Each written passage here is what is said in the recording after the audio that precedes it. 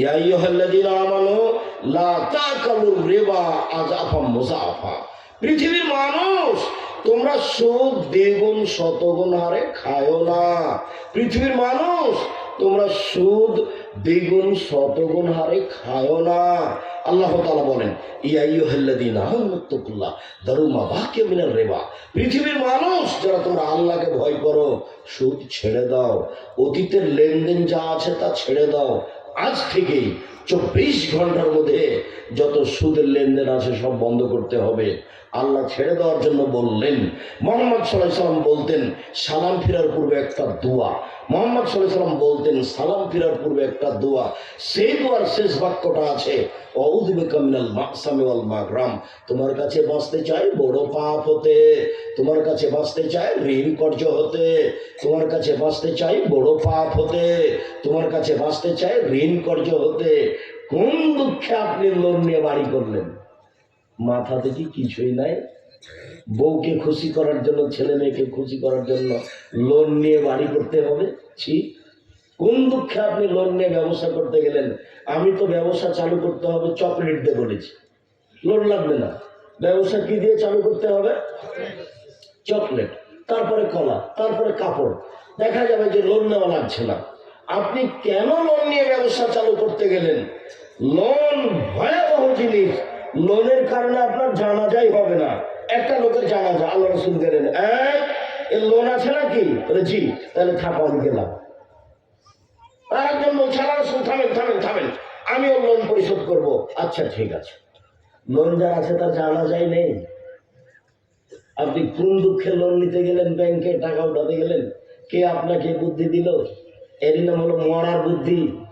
খাল কেটে কুমির আনা। 24 ঘন্টার মধ্যে যত লেনদেন আছে সুদের সব বন্ধ করতে হবে। আপনার স্ত্রীকে নিষেধ করে দিতে হবে যেন কিস্তি না তোলে। যদি কিস্তি তোলে জোর করে, হস্তিনী বউকে 24 ঘন্টার মধ্যে তালাক দিতে হবে। তালাক দিতে হবে, আদেশ করিনি, পরামর্শ থাকে। ও ভালো মহিলা নয়, ও কিস্তিতে যাবে কেন? মুহাম্মদ সাল্লাল্লাহু আলাইহি সাল্লাম বলেন, কেউ যদি 1 টাকা সুদ খায় 36 বার জেনা করে যত পাপ হবে, 1 টাকা সুদ খেলে তার চেয়ে বেশি পাপ হবে।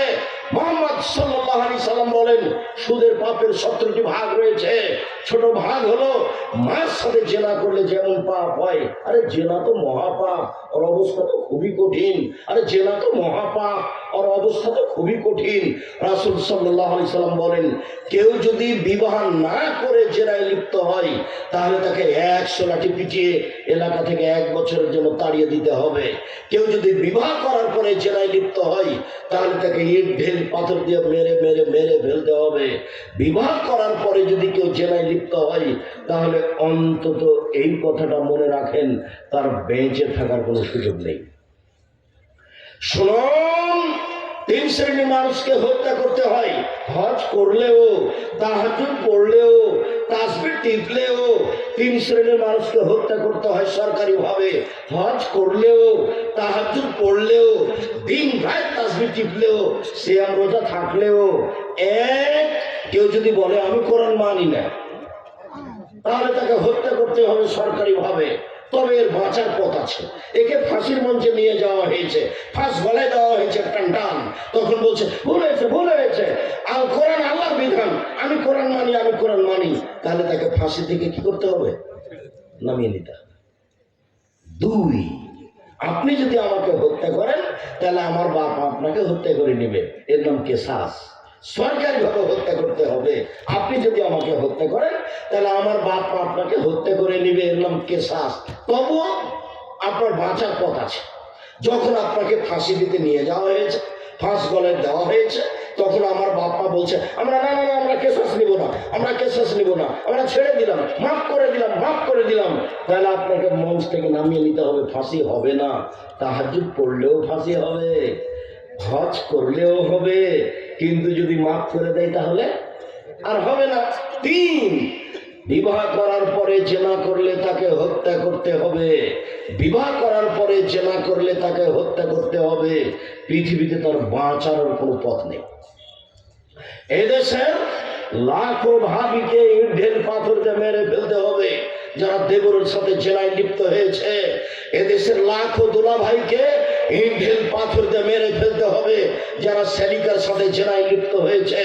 এদেশের লাখো পুরুষকে ইট ঢিল পাথর দিয়ে মেরে ফেলতে হবে যাদের স্ত্রী থাকা সত্ত্বেও অন্য মহিলার সাথে জেনায় লিপ্ত হয়েছে। এদেশের লাখো মহিলাকে ইট ঢিল পাথর দিয়ে মেরে ফেলতে হবে যাদের স্বামী জাজল্য থাকার পরেও অন্য পুরুষের সাথে জেনায় লিপ্ত হয়েছে। তার বাঁচার কোনো পথ নেই। 1 মিনিট আমার দিকে লক্ষ্য করুন, আপনাকে আমি বাস্তব একটা দেখাই। যা তোমরা তুমি গ্রামে দিয়ে গ্রামের সম্প্রদায়ের একজন মহিলা আসলো রাসূলের দরবারে, এসে বলছে তাহিরুন ইয়া রাসূলুল্লাহ, আল্লাহর নবী আমাকে পবিত্র করুন।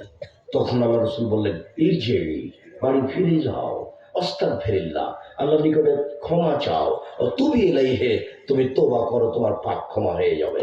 তখন মহিলাটি পাল্টা বলছে আতরা দেদুনি কাবারা দাদা মাজিবুল মালিক, ও আপনি মাজিবুল মালিকের বিচার না করে ফিরিয়ে দিয়েছিলেন, সেইভাবে আপনি আমাকে ফিরিয়ে দিতে চাচ্ছেন? ও না, হোগলা মিলাচ্ছে না, আমার পেট উঁচু হয়েছে অবৈধ সন্তানে, আমার পেটে অবৈধ সন্তান আছে, ফিরিয়ে দিয়েন না, দয়া করে বিচার করে দেন। তখন আল্লাহ রাসূল বলছেন এই যে ইহাতা তালে দি, আচ্ছা ঠিক আছে, তুমি বাড়ি চলে যাও, যেদিন সন্তান হবে সেদিন আসিও, আমি বিচার করে দেব। মহিলা চলে গেল। মুসলিম গ্রন্থে এসেছে সবে মাত্র বাচ্চা প্রসব হয়েছে, ওকে ন্যাকড়ার সাথে জড়িয়ে নিয়ে এসে বলছে আল্লাহ রাসূল এ দেখেন বাচ্চা প্রসব হয়েছে, বিচার করে দেন। আল্লাহ রাসূল বলেন যে আচ্ছা ঠিক আছে, ইনদেই ফরদেই হে, বাচ্চাকে নিয়ে যাও, বাচ্চাকে দুধ খাও, হাত্তা তাকতুমি হে, যেদিন বাচ্চা দুধ ছেড়ে দিবে সেদিন আসো, বিচার করে দিব। মহিলা বাচ্চা নিয়ে চলে গেল, বাচ্চাকে 2 বছর দুধ খাওয়ালো। মায়ের দুধ বাচ্চা 2 বছর খাবে এ কথা নয়, দুধ মা প্রমাণের জন্য 2 বছর বুকে যতদিন দুধ আছে মা ততদিন বাচ্চাকে দুধ খাওয়াতে পারে, কোনো সমস্যা নেই। সেটা 3 বছর হোক 4 বছর হোক তাতে আসে যায় না। 2 বছর পরে বাচ্চা নিয়ে বিচারালয় উপস্থিত, বাচ্চার হাতে এক টুকরা রুটি রয়েছে, এই রুটি প্রমাণ করে বাচ্চা খাদ্য খেতে পারে। ওয়াসাদাহু বেদ রাজুলিন মিনাল মুসলিমিনা, আল্লাহ রাসূল বাচ্চাটাকে একজন মুসলমানের হাতে দিলেন, বললেন যাও বাচ্চাটাকে লালন পালন করো।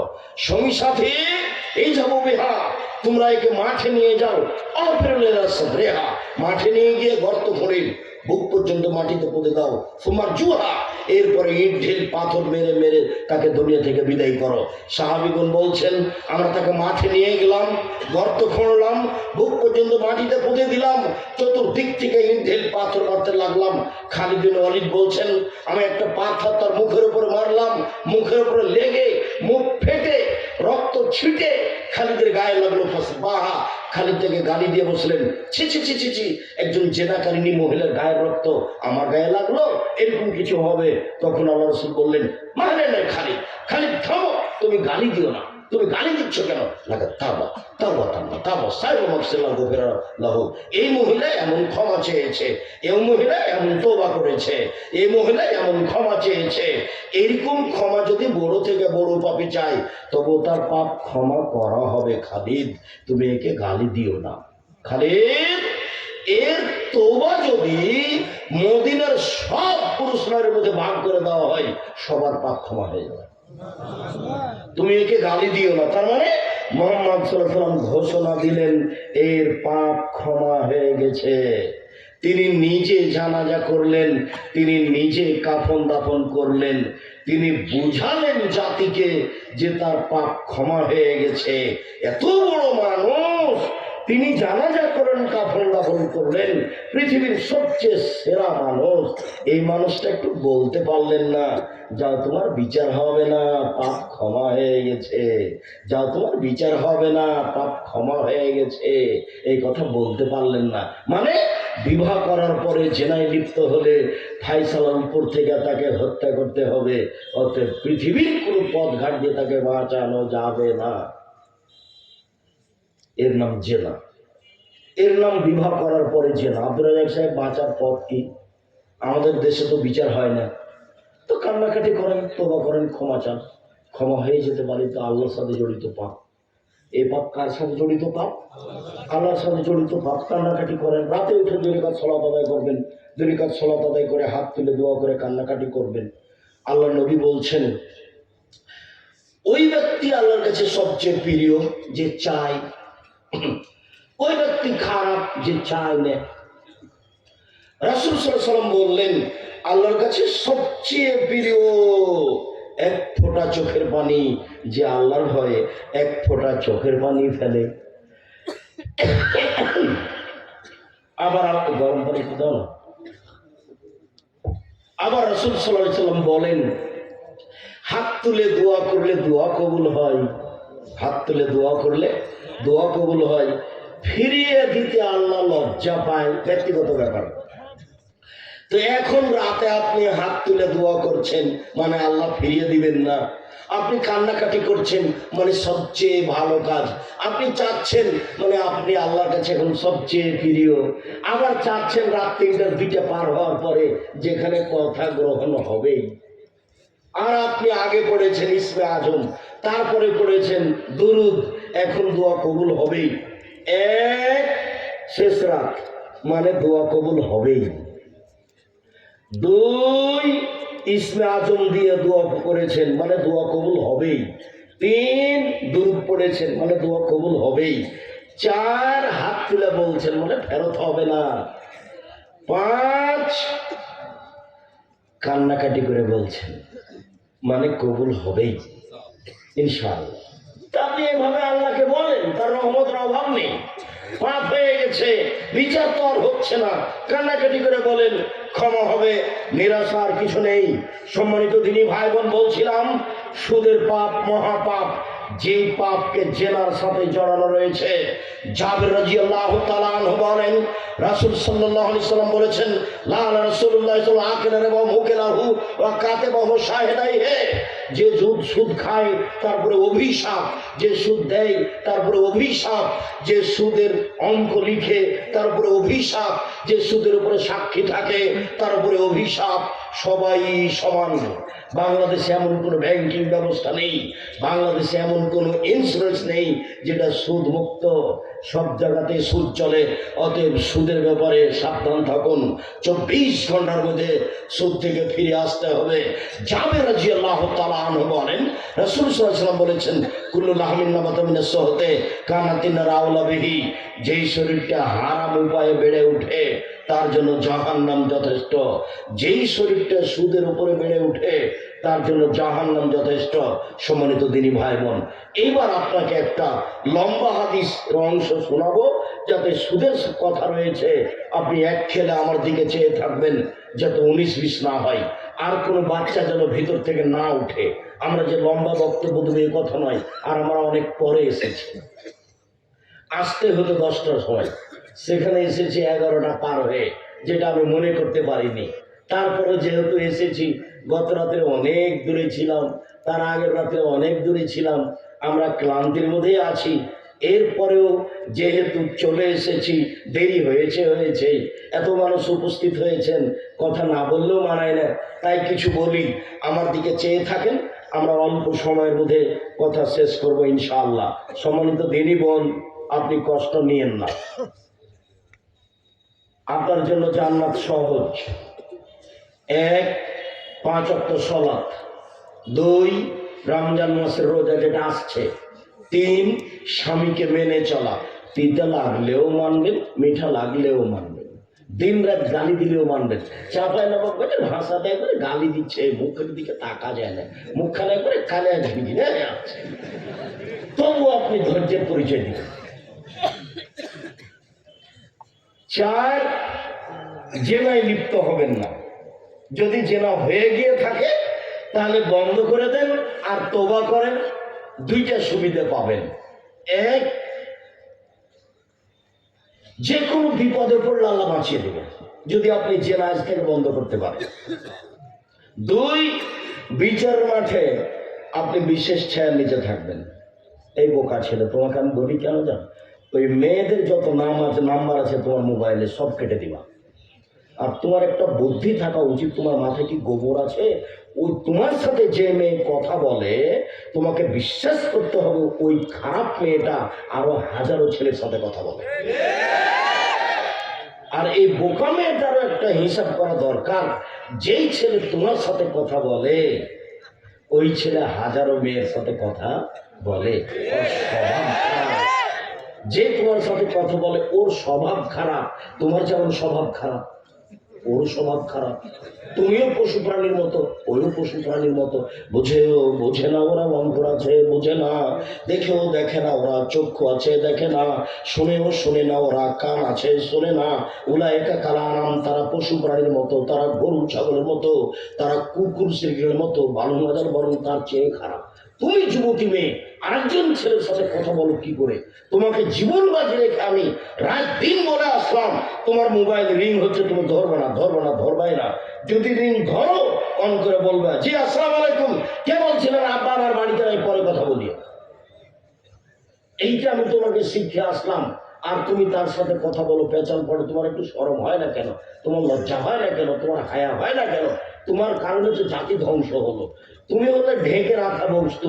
তোমার মুখ দেখলে পাপ হয়, তোমার চুল দেখলে পাপ হয়, তোমার হাত দেখলে পাপ হয়, তোমার পা দেখলে পাপ হয়, তোমার অঙ্গ প্রত্যঙ্গ দেখলে পাপ হয়, তোমার গোটা শরীরটাই হচ্ছে আর একজন পুরুষের জন্য পাপের বস্তু। তুমি কেন এভাবে চলবে? তুমি কোনো পর্দায় থাকা শিখলে না। 2 দিন বাঁচতে এসে মানুষকে পাপী করে, মানুষকে জাহান্নামে ঠেলে দিয়ে নিজে কি করলে এমন? কি করলে এমন? 4টে: 1 5 ওয়াক্ত সালাত, 2 রমজানের রোজা, 3 স্বামীকে মেনে চলা, 4 জেনায় লিপ্ত না হওয়া, জান্নাতের সব দরজা খোলা। শুনুন, এক খেলে চেয়ে থাকবেন। জাবের রাদিয়াল্লাহু তাআলা আনহু বলেন, অতীব গুরুত্বপূর্ণ কথা আছে। সামরা ইবনে জুনদুব রাদিয়াল্লাহু তাআলা আনহু বলেন, আল্লাহর নবী ফজরের সালাত আদায় করে আমাদের মুখামুখি বসতেন, আমাদের বলতেন, তোমরা স্বপ্নে কিছু দেখেছো? যদি কেউ দেখতো তাহলে বললে রাসূল স্বপ্নের তাবির করে দিতেন। একদিন আমাদের বলছেন, শোনো, তোমরা স্বপ্নে কিছু দেখেছো? আমরা বললাম, জি না, আমরা তো স্বপ্নে কিছু দেখিনি। ও আচ্ছা, আমি গত রাত্রে দেখলাম স্বপ্নে 2 জন মানুষ আসলো, এসে আমার 2 হাত ধরলো, একজন ডান হাত একজন বাম হাত ধরে আমাকে বাইতুল মুকাদ্দাসের দিকে নিয়ে যাচ্ছে। যেতে যেতে দেখি একটা লোক বসে আছে আর একটা দাঁড়িয়ে আছে। যে দাঁড়িয়ে আছে তার হাতে একটা লোহার বাঁকা লাঠি আছে, যে লোকটা দাঁড়িয়ে আছে তার হাতে একটা লোহার বাঁকা লাঠি আছে।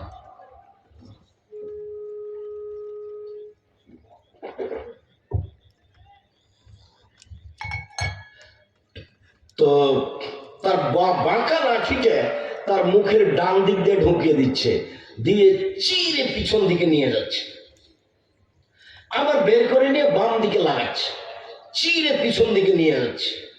তো বাম দিকে চিরতে না চিরতে দিকে ডান দিক ঠিক হয়ে গেছে, আবার ডান দিক চিরছে। তো আমি দেখে অবাক হয়ে গেলাম। আমি বললাম, মা যা, একই দৃশ্য। কালা তারা 2 জন বললেন, ইন্টারলেক, চলতে থাকেন। আমি কিছু না বলে চলতে থাকলাম।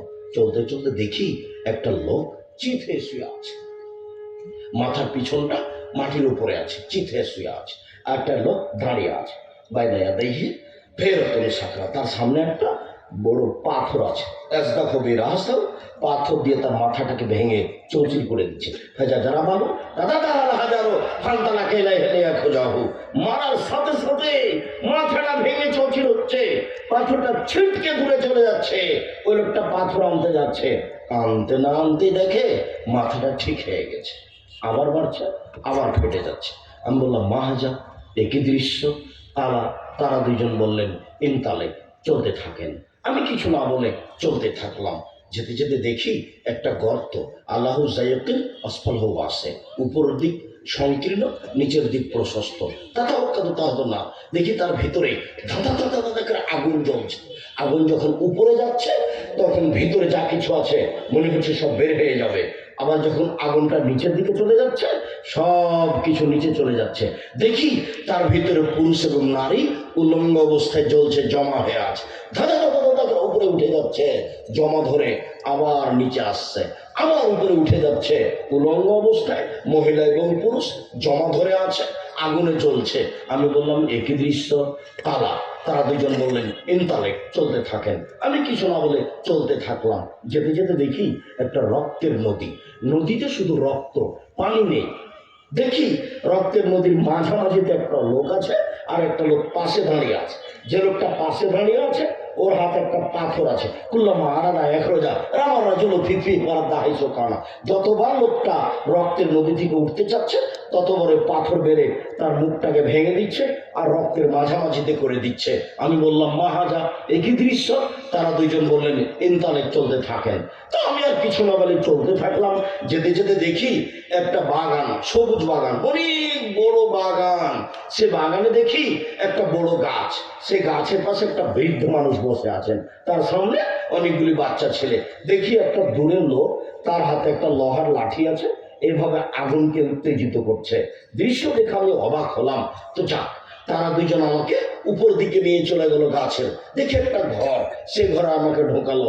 আমার জীবনে এত সুন্দর টকটকে ঝকঝকে ঘর কোনোদিন দেখিনি। তাতে আছে মহিলা, তাতে আছে পুরুষ, তাতে আছে যুবক, তাতে আছে যুবতী, ছেলে মেয়ে আছে অনেক।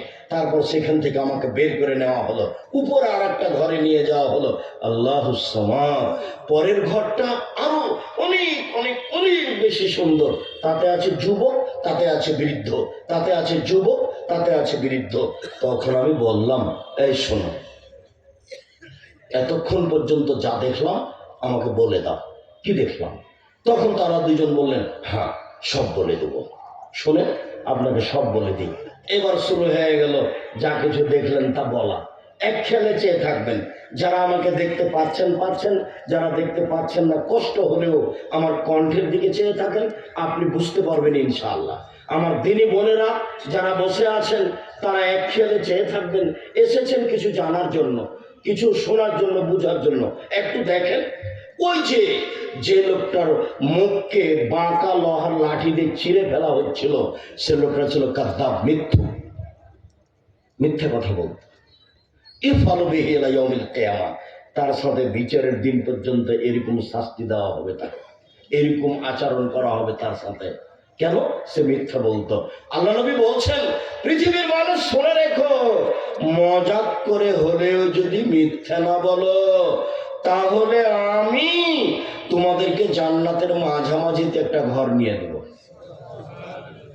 পৃথিবীর মানুষ, তোমরা মজাক করে হলেও যদি মিথ্যা কথা না বলো, আমি তোমাদেরকে জান্নাতের মাঝামাঝিতে একটা ঘর নিয়ে দেব। পৃথিবীর মানুষ, তোমরা যদি তর্ক না করো সত্য হলেও, আব্দুর রাজ্জাক সাহেব এটা বলেছেন, আরে না এটা বলেছেন, আব্দুর রাজ্জাক সাহেব এটা বলেছেন, আরে না এটা বলেছেন, তোমরা যদি তর্ক না করো তাহলে আমি তোমাদেরকে জান্নাতে একটা ঘর নিয়ে দেব। আর যদি আচরণ ভালো করো, চাল চলন, তাহলে আমি জান্নাতুল ফেরদাউস নিয়ে দেব। তিনটা কথা বললেন। এক, তর্ক ছেড়ে দাও, জান্নাতে একটা ঘর নিয়ে দেব। দুই, মজাক করে হলো মিথ্যা যদি না বলো, জান্নাতে একটা ঘর নিয়ে দেব। তিন, চাল চলন যদি ভালো করো তাহলে আমি জান্নাতুল ফেরদাউস নিয়ে দেব। ওটা হলো ভালো আচরণের ফল, ভালো চাল চলনের ফল। নির্বাচন করলে ভালো চাল চলন ভুগতেই হবে। দল করবেন আপনি আর ভালো চাল চলন থাকবে, এটা হলো? এটা হবে না। দুইজন বোন একসাথে জন্ম নিয়েছে, দেখতে খুব সুন্দরী, মেধাবী, তারা নম্র ভদ্র, একজন আর একজনকে ছেড়ে থাকতে পারে না। কয়দিন পরে একজনের বিবাহ হয়েছে আওয়ামী লীগ লোকের সাথে, একজনের বিবাহ হয়েছে বিএনপি লোকের সাথে। তারা দুই বোন আর কথা বলে না। আমিও দেখেছি বহু মানুষ কথা বলে না, সুন্দর করে গীবত করে আর বলে যে আমি নেকির কাজ করছি। সুন্দর করে গীবত করে। চাঁপাইনবাবগঞ্জের ভাষাতে, দল করলে তুই তো বদনাম করবি, তো বাদ করবি। দলের ফল হলো এটা, দল করলে আপনাকে বদনাম করাই লাগবে বলে তার ভাষা চাঁপাইনবাবগঞ্জে, তুই তো করবি তো বাদ কি করতে হবে। খালি থাকতে হবে, জেহেনকে প্রশস্ত খালি রাখতে হবে, তাহলে আপনি মানুষকে ভালোবাসতে পারবেন। নইলে আপনি মানুষকে ভালোবাসতে পারবেন না, চালচরণ আপনার ভালোভাবে টিকবে না। যারা মিথ্যে কথা বলে তাদের সাথে এরূপ আচরণ করা হবে। ওই যে আপনি দেখলেন যার মাথাকে ভেঙে চৌচির করে দেওয়া হচ্ছে, তিনি হচ্ছেন মাওলানা মানুষ। এবার কঠিন। আব্দুর রাজ্জাক সাহেব বলেন কিছু, তাহলে হ্যাঁ বলি আরো কিছু। কি বলবেন? কি বলবেন? হ্যাঁ আরো বলবো, বলেন দেখি। দুই, মৌলানা সাহেবকে দিয়ে জাহান্নাম উদ্বোধন করা হবে। আরো বলেন। হ্যাঁ ঠিক আছে। 3, মৌলানা সাহেবকে জাহান্নামে দিয়ে দেওয়া হবে যখন, তখন তার ভুঁড়িটা বের হয়ে যাবে আর ও ভুঁড়ি নিয়ে ঘুরতে থাকবে। চাঁপাইনবাবগঞ্জের নীতিতে গরুর পায়ে ধান মারার সময় গরু যেমন ধানের উপরে ঘুরে, তো সবাই পাশে গিয়ে বলবে কি ব্যাপার হুজুর, আপনি ভালো কথা বলতেন, মন্দ থেকে নিষেধ করতেন, আপনি কেন এখানে? তখন হুজুর বলবে কি করি, আমি ভালো বলেছি, ভালো করিনি যে। অবাক হবেন, তার বাড়িতে পর্দা বসবে কিছুই নেই, আর আমাদের সামনে এমন পর্দার বক্তব্য দিল। সুদের চাকরি আছে, ঘুষের চাকরি আছে, আমাদের সামনে সুদ ঘুষের কথা বলছে। এটা হবে? আরো বলবেন? অবশ্যই বলবো। 4, আল্লাহ নবী বলছেন আমাকে জিবরাইল মেরাজে নিয়ে যাচ্ছেন, দেখি অনেক মানুষ যাদের ঠোঁট এবং জিহ্বাকে আগুনের কেচি দিয়ে কেটে দেওয়া হচ্ছে। আমি বললাম ইন্নালিল্লাহ, জিবরাইল কি কথা, এরা কারা যাদের ঠোঁট এবং জিহ্বাকে আগুনের কেচি দিয়ে কেটে দেওয়া হচ্ছে? তখন জিবরাইল বলছেন হাওলায়ে খুতবাল উম্মতে, এরা হচ্ছে আপনার উম্মতের বক্তা, যারা বক্তৃতা করে বেড়ায়। 1, পাথর দিয়ে মাথা ফাটিয়ে দেওয়া হচ্ছে মৌলানা সাহেবের। 2, ওকে দিয়ে জাহান্নাম উদ্বোধন। 3, জাহান্নামে ফেলা হলে নাড়ি ভুঁড়ি বের হবে, ও ঘুরতে থাকবে। 4, আগুনের কেচিতে তার জিহ্বা এবং ঠোঁটকে কেটে দেওয়া হবে। লা হাওলা ওয়ালা কুওয়াতা ইল্লা বিল্লাহ, আস্তাগফিরুল্লাহ ওয়া আতুবু ইলাইহি, আস্তাগফিরুল্লাহ ওয়া আতুবু ইলাইহি। আল্লাহ রাসূল বললেন আল্লিমানি ওয়া আয়াত, পৃথিবীর মানুষ আমার একটা কথা জানা থাকলে অন্যকে বলো। ওয়া হাদিসুন বানি ইসরাঈল ওয়া হারাজ, বানি ইসরাঈল কাহিনী বলো, কোনো দেশ নেই। ওমান কাযাবা ইলা মুতাআম্মিদান ফালিয়াতাবা মাকাদা মিনান নার, কেউ যদি কোনো কথা আমার নামে বলে, সেই কথা যদি আমার না হয়, কেউ যদি কোনো কথা আমার নামে বলে, সেই কথা যদি আমার না হয়, তাহলে তার থাকার জায়গা জাহান্নাম। হুজুর যত বড়ই হোক, জুব্বা যত বড়ই হোক, আলখাল্লা যত বড়ই হোক, আমি জীবন বাজি রেখে বলে আসছি, এরকম তাফসির মাহফিল বন্ধ করতে হবে। যেখানে মিথ্যা তাফসির হয়, এরকম বক্তব্য বন্ধ করতে হবে। যার শরীয়ত সম্পর্কে কোনো জ্ঞানই নেই, অবাক হতে হয় তার তাফসিরে, অবাক হতে হয় তার বক্তব্যে, খুব কষ্ট পায়। আমার চাচাতো ভাই বলছে, আরে শুন, একজন মুফাসসির এসেছিল, এমন তাফসির করলো যেগুলো তুই জানিস না। তো কি করলো? হ্যাঁ তুই তো জানিসই না। আচ্ছা ঠিক আছে, কি করলো? তো বলছে যে শোন, আদম আলাইহিস সালাম ঘুম থেকে উঠে দেখছেন পাঁচজন একটা সুন্দরী মহিলা পাশে বসে আছে। তো আদম আলাইহিস সালাম হাত বাড়াচ্ছেন, গায়ে হাত দিতে যাচ্ছেন। তখন ফেরেশতা বলছেন থামেন। তো আদম আলাইহিস সালাম বলছেন কেন? তো ফেরেশতা বলছেন মোহর দিতে হবে। কি দিতে হবে? মোহর দিতে হবে। তো আদম আলাইহিস সালাম বলছেন মোহর আবার কি? তখন ফেরেশতা বলছেন মুহাম্মদ সাল্লাল্লাহু আলাইহি সাল্লামের উপরে 1000 বার দরুদ পড়ে দিতে হবে, এটা হলো মোহর। আল্লাহ বলছেন যে আমি আদমকে সবকিছু শিখিয়ে দিয়েছি। পৃথিবীতে সবচেয়ে বড় শিক্ষিত মানুষ হলেন আদম, তার চেয়ে বড় শিক্ষিত মানুষ পৃথিবীতে কেউ ছিল না। সবকিছুই জানতেন। যে লোকটা সবকিছুই জানতেন, তিনি তার বউকে কিভাবে হালাল করতে হবে সেটাই জানতেন না। তার যখন বলা শেষ হলো, তখন আমি বললাম তো আপনার মুফাসসিরকে 80 লাঠি পিটাতে হবে। কেন? ও নবীর উপরে অপবাদ লাগিয়েছে, এই জন্য। উপস্থিত বৈঠকের তিনি বোন, আমি আপনাকে বলছি, আপনি এইভাবে পাড়ায় পাড়ায় গিয়ে, থানায় থানায় গিয়ে মহিলা নামে দিন প্রচার বন্ধ করেন, আপনার প্রায় সব কথাই মিথ্যে। আপনি যে বুবু বুবু করে গেলে বলছেন, আপনার প্রায় শতকরা 90টাই মিথ্যে। আপনি কথা শেষে বলছেন বুখারীতে আছে, বুবুর কথা নাকি বুখারীতে আছে। আমি আব্দুর রাজ্জাক বিন ইউসুফ, আমি আপনার বাড়ির মানুষ, আমি চাপাই নবগঞ্জের মানুষ, আমি আপনাকে বেশি হক রাখি শরীয়তের ব্যাপারে পরামর্শ দেওয়ার। জাতির যদি রাস্তাঘাট করে দিতে না পারি, জাতির যদি স্কুল কলেজ করে দিতে না পারি, জাতিকে চূড়ান্ত ধর্ম সঠিক দিতে পারবো ইনশাআল্লাহ। ধর্মের ব্যাপারে জাতিকে ফাঁকি দিয়ে পরকাল হারাতে রাজি নই। সম্মানিত দিনী ভাই, সম্মানিত দিনী বোন, আমি আপনার বাড়ির মানুষ, আপনার বাড়ির মানুষ হিসাবে আপনি যথাযথভাবে মূল্যায়ন করবেন, এটা আমার দাবি। আমি জাতিকে ধর্মের নামে ফাঁকি দেব না ইনশাআল্লাহ। আমি ২৬ বছর থেকে ফতোয়া লিখি, ৬ বছর থেকে ফতোয়া বোর্ড পরিচালনা করি, আমি ৩৪ বছর থেকে বুখারী পড়াই, আমি শরীয়ত বুঝি। আপনাকে আমি ভালো পরামর্শ দিতে পারবো ইনশাআল্লাহ। আপনি ভুল বুঝে আমার উপরে রাগ করে যেখানে আশ্রয় নিয়েছেন সেখানে নেওয়া ঠিক হয়নি।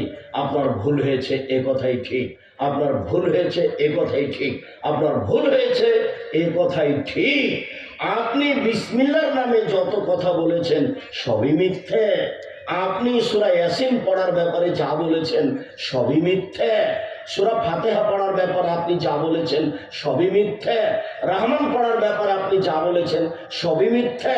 কোরআন তেলাওয়াতের ব্যাপারে আপনি যা বলেছেন প্রায়ই মিথ্যে।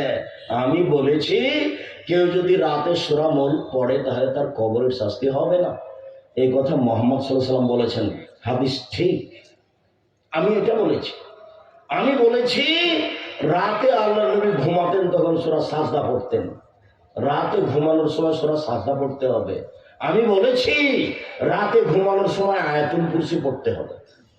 আমি বলেছি যে আপনি মহিলা মানুষ, আপনার রান্নাঘরটা একটু পরিষ্কার রাখবেন, সবকিছু বিসমিল্লাহ ব্যবহার করবেন।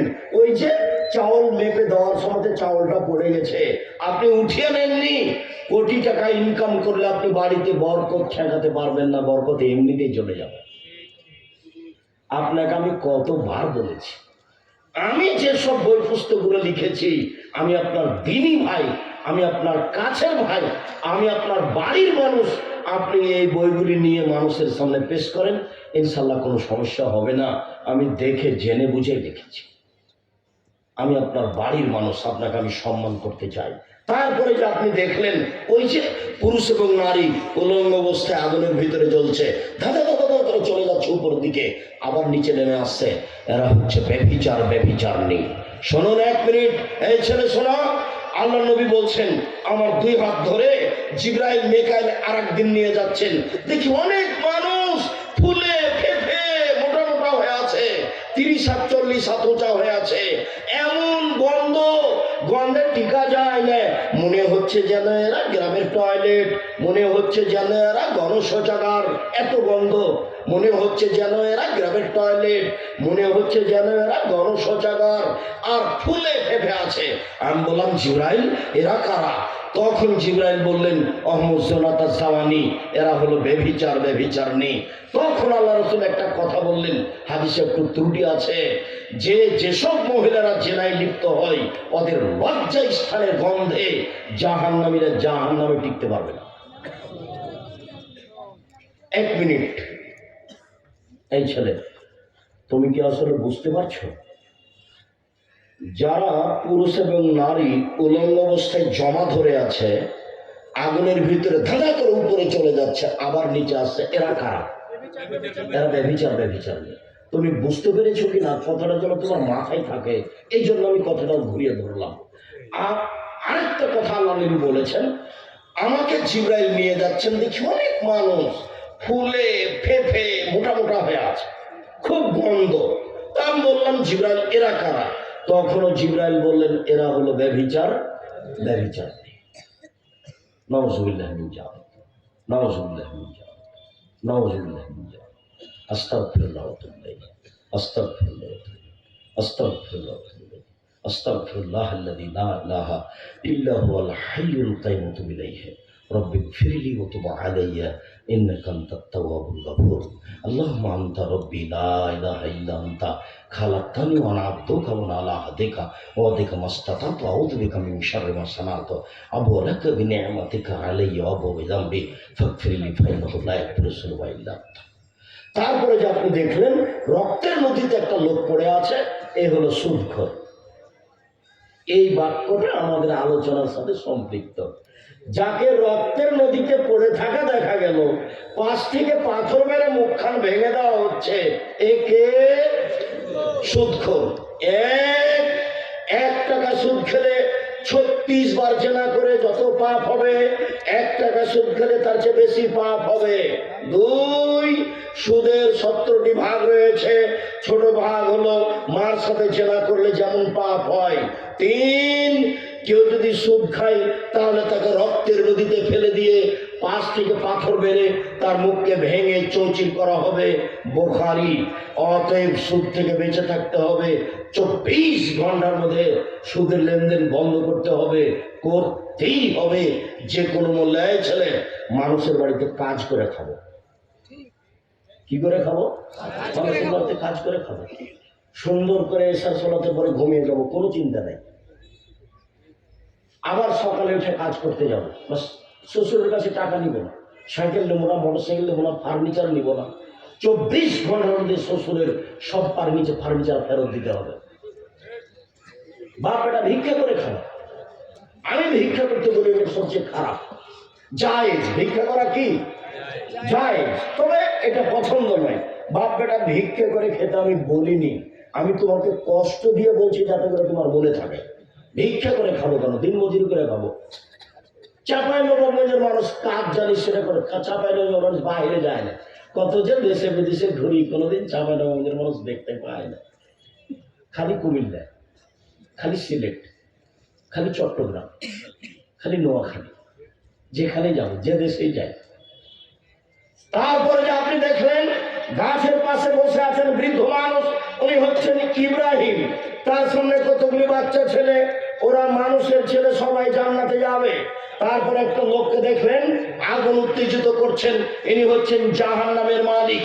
তারপরে প্রথম ঘরটাতে ঢুকলেন, এটা হলো সাধারণ মুমিনের ঘর।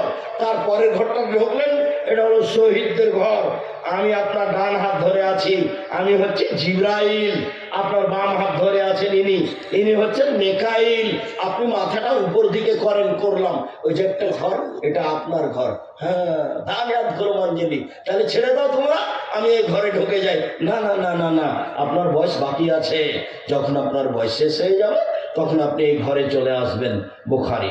সম্মানিত দিনী ভাই বোন, আমি আপনাদেরকে কোরআন এবং সহিহ হাদিস মেনে চলার অনুরোধ জানিয়ে 4টা কথা বলে যাচ্ছি।